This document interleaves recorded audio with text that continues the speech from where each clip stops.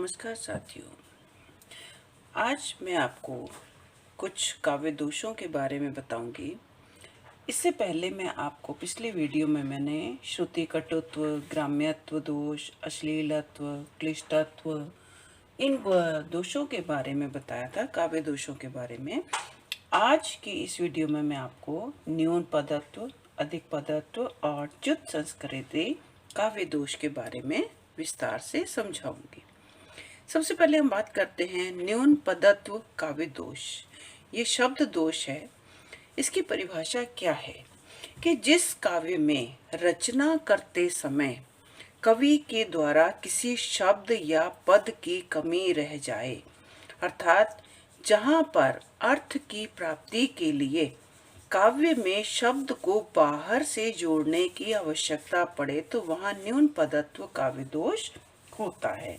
न्यून पदत्व का मतलब क्या है कि जब कवि कोई रचना करता है तो रचना करते समय वो कोई शब्द या कोई पद ऐसा उससे छूट जाता है जो हमें, जब हम उसका अर्थ निकालते हैं तो हम उस अर्थ को निकालने के लिए हमें उस शब्द को अलग से जोड़ने की आवश्यकता पड़ती है, तो वहां न्यून पदत्व काव्य दोष होता है। अब जैसे मैं उदाहरण लेती हूँ कि पानी, पावक, पवन प्रभु, ज्यों असाधु त्यों साधु। अब यहाँ पर इसका जो अर्थ है वो क्या है कि पानी, पावक यानी अग्नि, वायु और ईश्वर, सज्जन और असज्जन, साधु त्यों साधु यानी असज्जन और सज्जन सभी के प्रति समता का व्यवहार करते हैं। अब यहाँ पर देखो, पूरा अर्थ प्राप्त करने के लिए हमें कुछ ना कुछ शब्द जो है वो अपनी तरफ से जोड़ने पड़ेंगे। यानी जो ईश्वर हैं वो सब, अब यहाँ पर क्या है, पानी, पावक, पवन प्रभु, ज्यों असाधु त्यों साधु, मतलब जैसे साधु हैं वैसे ही उनके लिए असाधु भी है, दुष्ट भी वैसे ही हैं और सज्जन लोग भी वैसे ही हैं। तो इसका मतलब क्या हुआ कि अर्थात पानी, अग्नि, वायु और ईश्वर जो हैं सज्जन और असज्जन सभी के प्रति समता का व्यवहार करते हैं। यानी उनके लिए उनके लिए जो सारी जो सज्जन लोग हैं या सज्जन लोग हैं, यानी अर्थात जो अच्छे लोग हैं और दुष्ट लोग हैं, वो सबके साथ समानता का व्यवहार। पानी जो है वो सबको एक समान, जल बादल बरसते हैं तो सबको एक साथ पानी देते हैं। अग्नि कभी किसी में भेदभाव नहीं करती। इसी तरह से पवन है, हवा है, वो सबको समान देती है हवा। इसी तरह से ईश्वर है, तो उनके लिए कोई भी जो है वो दुष्ट और सज्जन में कोई भी अंतर नहीं होता। तो यहाँ पर अब इस अर्थ को जोड़ने के लिए हमें कुछ जो है अपनी तरफ से कुछ पद जो है वो हमने अपनी तरफ से जोड़े हैं, तभी इसका अर्थ निकला है। तो दूसरा उदाहरण भी मैं आपको लेती हूँ कि राजन तुम्हारे खड्ग से यश पुष्प विकसित हुआ। अब यहाँ पर ये जो उदाहरण है कि राजन तुम्हारे खड्ग से यश पुष्प विकसित हुआ। अब इस उदाहरण में खड्ग के साथ लता शब्द का प्रयोग करने से ये और भी सुंदर अर्थ निकलता। तो इसका मतलब है कि यहाँ पर जो लता है शब्द की जो कमी है वो महसूस हमको हो रही है। यश पुष्प यानी राजन तुम्हारे खड्ग से, अब खड्ग के साथ अगर हम यहाँ पर लता शब्द जोड़ देते तो यश पुष्प जो है वो उसका अर्थ जो है वो निकालने में हमें बड़ी आसानी हो जाती।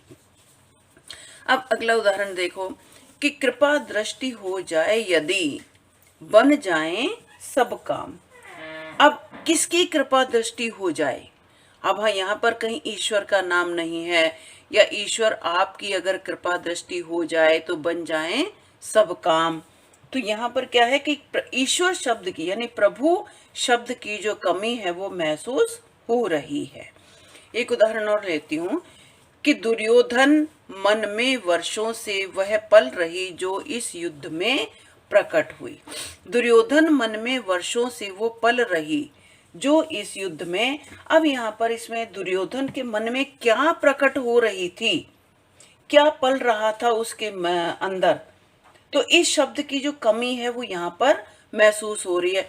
या हम ये कह दें कि नफरत, घृणा, प्रतिशोध की ज्वाला, तो क्या पल रहा था उस शब्द का यहाँ पर अभाव है। तो उसके जो मन में जो इतने वर्षों के बाद जो घृणा या जो नफरत थी वो महाभारत के युद्ध में प्रकट हुई। लेकिन मन में वर्षों से क्या पल रही थी, इसका जो ये शब्द जो है वो यहाँ पर लुप्त हो रहा है। अगला उदाहरण लेती हूँ कि नंद ब्रज लीजिए ठोकी बजाए। अब यहाँ पर इसमें जो गोपियों का विरह वर्णन है कि जब नंद बाबा जो थे वो कृष्ण को मथुरा छोड़कर वापस आ गए थे, तो गोपियों का जो क्रोध था वो इस रूप में प्रकट हो रहा था कि वो नंद बाबा से क्या कहती हैं कि यहाँ पर ठोकी बजाए। ठोकी बजाए के स्थान पर अगर संभालना, देखभाल करना, मतलब इसका मतलब क्या है कि अपनी तरफ से भी कुछ शब्द हम जोड़ रहे हैं, क्योंकि गोपियां ही कह रही हैं कि अब तुम हे नंद बाबा, आप तो ब्रज को ठोक बजाकर देख लो कि जैसा तुम छोड़कर गए थे वैसा ही है। अब हम जो है हम कृष्ण के पास मथुरा जा रहे हैं, तो ब्रज जो है वो तुम्हें देकर जा रहे हैं वापिस, इसलिए ठोक बजाकर उसको देख लो। या ठोक बजाने का मतलब क्या है, संभालना, देखभाल करना। तो ये यहाँ पर बजाए के स्थान पर अगर ये चीजें आती कि देखभाल कर लो या इसको संभाल लो या पीछे से ब्रज जो है वो तुम्हारे हाथों में रहेगा, तो कुछ शब्द जो है यहाँ पर उनकी कमी महसूस हो रही है, तो इसलिए यहाँ पर ये न्यून पदत्व काव्य दोष माना जाएगा। अब अगला दोष है अधिक पदत्व काव्य दोष। यह भी एक शब्द दोष है। तो इसकी परिभाषा है कि जब काव्य में कवि कुछ ऐसे शब्दों का प्रयोग करता है जिनको हटा देने पर भी काव्य के अर्थ को ग्रहण करने में कोई बाधा नहीं होती। अब न्यून पदत्व में तो शब्दों का अभाव था, लेकिन अधिक पदत्व में कुछ ऐसे शब्दों का कवि बार बार प्रयोग करता है जिनकी आवश्यकता नहीं होती। अगर उनको हटा भी देंगे तो काव्य के अर्थ को प्राप्त करने में हमें कोई बाधा नहीं होगी। अब जैसे उदाहरण लेते हैं कि पुष्प पराग से रंग कर भ्रमर गुंजारता है। अब इस पंक्ति में देखो पुष्प पराग, अगर यहाँ पर पुष्प को हटा भी देते तो अर्थ जो है वो स्पष्ट हो जाता। क्यों? क्योंकि पराग कण जो होते हैं वो तो फूल के ही भीतर होते हैं। तो इसके अर्थात पुष्प का जो प्रयोग है वो अधिक होने के कारण यहाँ पर अधिक जो है वो पदत्व दोष माना जाएगा। यानी जिस शब्द की आवश्यकता ही नहीं है, अब पराग तो फूल के भीतर ही होता है, तो पुष्प पराग जो है पुष्प लिखने का यहाँ पर कोई मतलब नहीं था, तो यहाँ अधिक पदत्व काव्य दोष माना जाएगा। दूसरा उदाहरण मैं और लेती हूँ कि साक्षी है गिरि धवल हिमाचल, गंगा यमुना का पावन जल।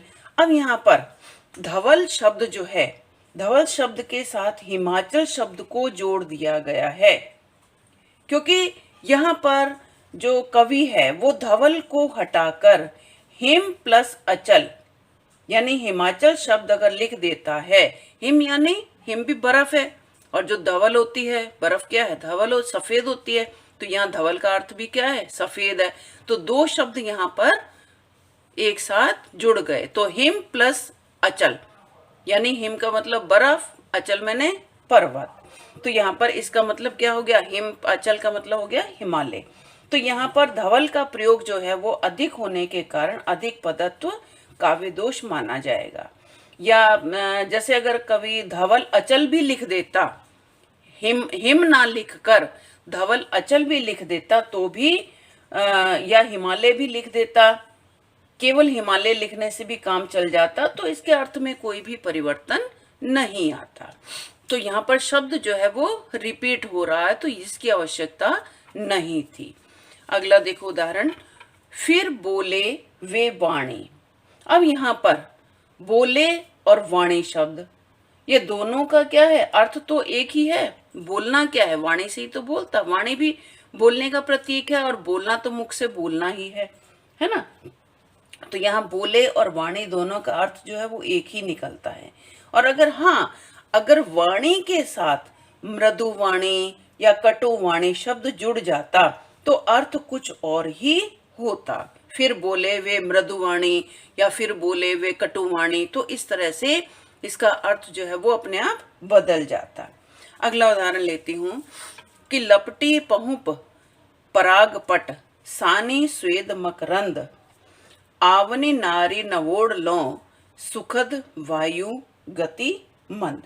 अब इसमें जो है लपटी पहुप पराग, अब देखो आप पहुप पराग शब्द जो है ये भी अनावश्यक है पहुप, क्योंकि पहुप का अर्थ होता है फूल और पराग जो है फूल के अंदर क्या है, पराग होता ही है। तो यहाँ पर पहुप ना लिख कर केवल पराग लिखने से भी काम चल सकता था।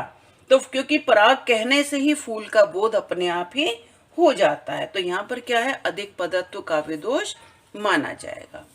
अब अगला मैं लेती हूँ च्युत संस्कृति काव्य दोष। ये भी एक शब्द दोष है।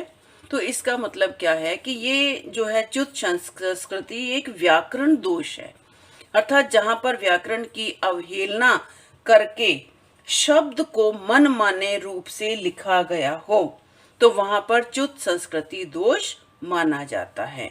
जैसे मैं उदाहरण लेती हूं कि मर्म वचन सीता जब बोला हरि प्रेरित लक्ष्मण मति डोला। अब यहाँ पर देखो व्याकरण की दृष्टि से यहाँ व्याकरण की अवहेलना भी की जा रही है और शब्द को मनमाने ढंग से लिखा गया है, क्योंकि सीता शब्द क्या है, स्त्रीलिंग है।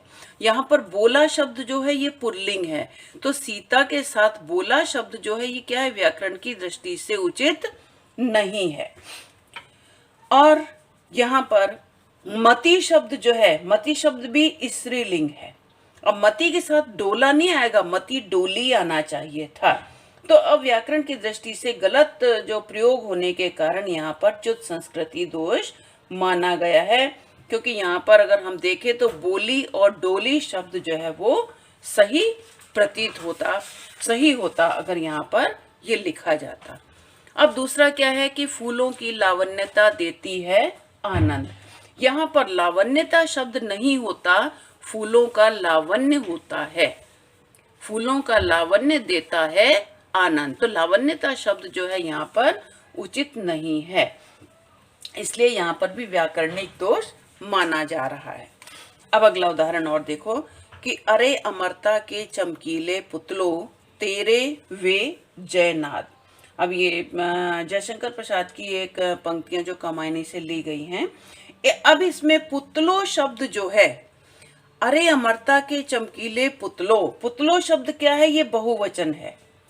तो अगर बहुवचन है तो यहाँ पर फिर तेरे की जगह क्या आना चाहिए था, तुम्हारे शब्द आना चाहिए था, तुम्हारे विजयनाद। जब यहाँ बहुवचन है तो यहाँ एक वचन क्यों है? तो यहाँ पर भी व्याकरणिक दोष होने के कारण ही यहाँ पर च्युत संस्कृति दोष भी माना जा रहा है। अब अगला देखो, राजे विराजे मख भूमि में थे। तो राजे विराजे मख भूमि में थे। अब यहाँ पर राजे और विराजे दो शब्द जो आ गया, मख, मख का कहते हैं यज्ञ को, यज्ञ की भूमि। तो यहाँ पर मख का अर्थ जो है वो भी यज्ञ भूमि ना देकर यहाँ पर यज्ञ में थे। यज्ञ भूमि नहीं होता, यज्ञ का जो स्थान होता है वो यज्ञशाला ही मानी जाती है। तो यहाँ पर राजे विराजे मख भूमि में थे। तो यहाँ पर भी क्या है कि व्याकरणिक जो दृष्टि से ये शब्द जो है ये सही नहीं है, तो इसलिए यहाँ पर ये च्युत संस्कृति शब्द दोष माना जाएगा।